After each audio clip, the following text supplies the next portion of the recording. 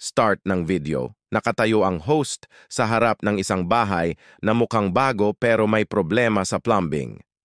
Bakit kaya may mga bahay na kahit bagong-bago pa lang o bagong renovate, ang ending, binabaha ang banyo, may backflow o may misteryosong mabahong amoy sa loob? Akala mo may multo, pero hindi.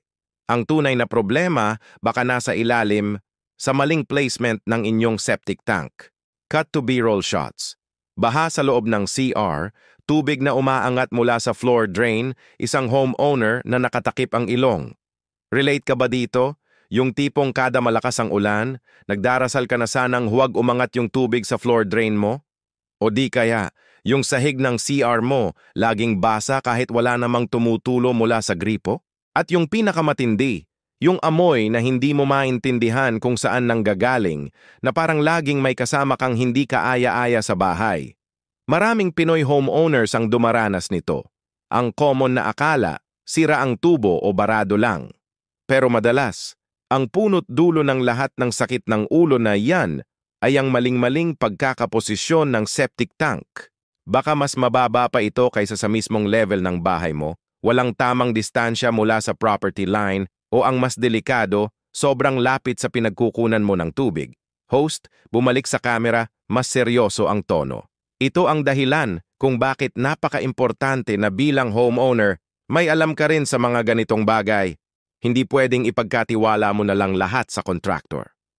Kaya heto, ibabahagi ko sa inyo ang Smart Pinoy Guidelines para sa tamang septic tank placement para iwas perwisyo. Transition to animated graphics or whiteboard explanation. Una sa lahat, at least 2 meters away from water sources. Ayon sa building code natin, dapat may sapat na distansya ang septic tank mo sa anumang pinagkukunan ng tubig, tulad ng poso o main water line. Ang minimum na yan ay 25 meters kung poso. Bakit?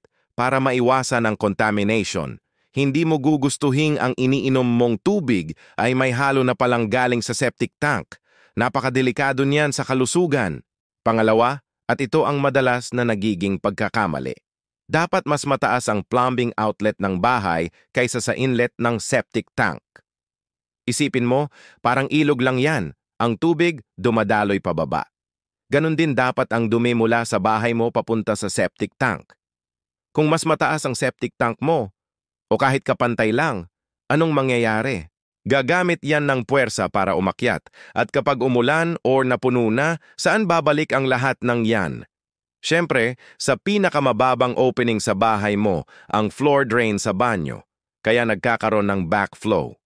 Simple lang ang physics, gravity is your friend.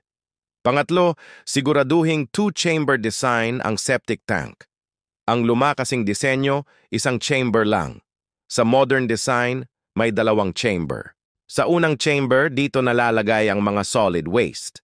Tapos yung liquid aakyat at lilipat sa pangalawang chamber kung saan mas nagiging malinis ito bago ilabas sa drainage. Mas efficient ito, mas mabagal mapuno, at mas maayos ang decomposition. Pang-apat, dapat may tamang vent pipe. Nakakita ka na ba ng tubo na nakausli sa bubong?